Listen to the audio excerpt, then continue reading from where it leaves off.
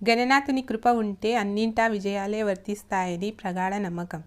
అందుకే ఏ శుభకార్యం ప్రారంభించినా తొలి పూజ మాత్రం విఘ్నేశ్వరునితోనే ప్రారంభిస్తారు. హిందూ క్యాలెండర్ ప్రకారం ప్రతి ఏడాది భాద్రపద మాసంలోని శుక్లపక్ష చతుర్థి తిథిని వినాయక చవితి లేదా గణేష్ చతుర్థిగా జరుపుకుంటాం. గణేష్ చతుర్థి రోజు నుంచి అనంత చతుర్దశి తిథి వరకు వినాయకుడిని పూజిస్తాం. ఈ భాద్రపద మాసం పూర్తిగా గణేశునికి అంకితం చేయబడింది. ఈ మాసంలో గణేశుడిని పూజించడం చాలా శుభప్రదంగా భావిస్తారు. ఈ ఏడాది ఉదయతిథి ప్రకారం వినాయక చవితి పండుగ 2025 ఆగస్టు 27వ తేదీ బుధవారం జరుపుకోనున్నాం. ఈ రోజు నుంచి వినాయక విగ్రహాలను ప్రతిష్ఠించి పూజలు చేస్తారు. వినాయక విగ్రహానికి వీడ్కోలు అంటే గణపతి విగ్రహ నిమజ్జనం 2025 సెప్టెంబర్ 6వ తేదీ శనివారం అనంత చతుర్దశి రోజున ముగుస్తుంది. గణేష్ చతుర్థి శుభముహూర్తం. చతుర్థి తిథి ప్రారంభం 26 ఆగస్టు 2025 మధ్యాహ్నం 1:54 నుంచి ముగింపు 27 ఆగస్టు 2025 మధ్యాహ్నం 3:44 వరకు. పూజా ముహూర్తం 27 ఆగస్టు 2025 ఉదయం 11:12 నుండి మధ్యాహ్నం 1:44 వరకు. గణేష్ నిమజ్జనం శనివారం 6 సెప్టెంబర్ 2025 అనంత చతుర్దశి రోజు. వినాయకుడిని విఘ్నాలకు అధిపతిగా, జ్ఞానానికి, శ్రేయస్సుకు, అదృష్టానికి ప్రతీకగా భావిస్తారు. ఈ వినాయక చవితి వేడుకలు సుమారు 10 నుంచి 11 రోజుల పాటు ఊరు వాడ ఘనంగా అంగరంగ వైభవంగా జరుగుతాయి. గణపతిని విఘ్నహర్త అంటే విఘ్నాలకు అధిపతి అని పిలుస్తారు. కాబట్టి కొత్త పని ప్రారంభించే ముందు గణపతిని పూజిస్తే ఆ పని నిర్విఘ్నంగా పూర్తవుతుందని నమ్మకం. అందుకే శుభకార్యాలు, పూజలు, గృహప్రవేశాలు, వ్యాపారాలు ప్రారంభించే ముందు గణపతి పూజ చేస్తారు.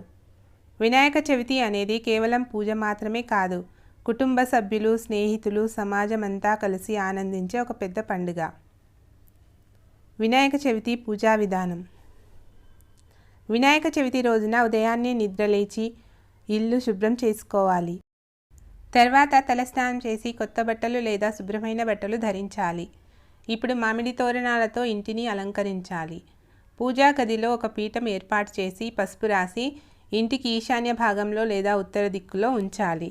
అలాగే ఒక చిన్న పళ్ళెంలో బియ్యం వేసి దానిపై తమలపాకు పెట్టి పసుపుతో చేసిన గణపతిని ప్రతిష్ఠించాలి. మట్టి వినాయకుడిని పూజించడం మరింత శ్రేష్టం. స్థల ఎంపిక. వినాయకుడి విగ్రహాన్ని ప్రతిష్ఠించే ముందు ఉత్తరం లేదా ఈశాన్యంలో ఉండేలా చూసుకోవాలి. ఆ ప్రదేశం శుభ్రంగా, పవిత్రంగా ఉండాలి. వినాయకుడి విగ్రహం తూర్పు లేదా ఉత్తర దిశలో చూసేలా ఉండడం మంచిది. అలాగే విగ్రహం ఏర్పాటు చేసే చోట ఒక పీట లేదా చెక్క పలకను ఏర్పాటు చేసి దానిపై ఎరుపు రంగు వస్త్రాన్ని పరచాలి. విగ్రహాన్ని ప్రతిష్ఠించే ముందు పూజ చేయాలి. అలాగే శుభముహూర్తంలో విగ్రహ ప్రతిష్ఠ చేయాలి. విగ్రహానికి పసుపు, కుంకుమ, పూలదండలు వేయాలి. అనంతరం ఏకవింశతి అంటే 21 పత్రాలతో పూజించాలి. దేవుడికి ఇష్టమైన ఉండ్రాలను నైవేద్యంగా పెట్టాలి. ఇప్పుడు ప్రశాంతమైన మనసుతో గణేశుని మంత్రాలతో పూజ చేయాలి. గణేష అష్టోత్తర శతనామావళి పఠించడం ఎంతో శ్రేయస్కరం.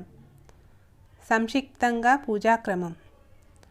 మొదట దీపారాధన చేసి వినాయకుడిని ప్రార్థించాలి. ఇప్పుడు పూజ చేసే ఉద్దేశాన్ని తెలియజేస్తూ సంకల్పం చెప్పుకోవాలి. వినాయకుడిని పూజకు ఆహ్వానించాలి. 16 ఉపచారాలతో షోడశోపచార పూజ చేయాలి. పూలు, పళ్ళు నైవేద్యం పెట్టాలి.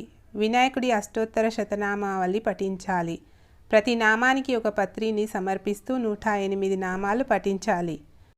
కర్పూర హారతి ఇస్తూ వినాయకుడిని స్తుతించాలి. వినాయకునికి ప్రదక్షిణలు చేసి నమస్కరించుకోవాలి. అనంతరం తెలిసి తెలియక చేసిన తప్పులను క్షమించమని క్షమాపణ కోరాలి. పూజ ముగిసిన తర్వాత వినాయక వ్రతకథను తప్పక చదవాలి లేదా వినాలి. అనంతరం హారతి ఇచ్చి తీర్థం, ప్రసాదాలను స్వీకరించాలి. 10 రోజుల పాటు పూజ చేసిన తర్వాత గణపతి విగ్రహాన్ని నదులు, చెరువులు లేదా సముద్రంలో నిమజ్జనం చేస్తారు. ఈ పండుగ మహారాష్ట్ర, ఆంధ్రప్రదేశ్, తెలంగాణ, కర్ణాటక, తమిళనాడు, గోవా వంటి రాష్ట్రాల్లో ఘనంగా జరుపుకుంటారు. ఓం గణపతాయే నమః.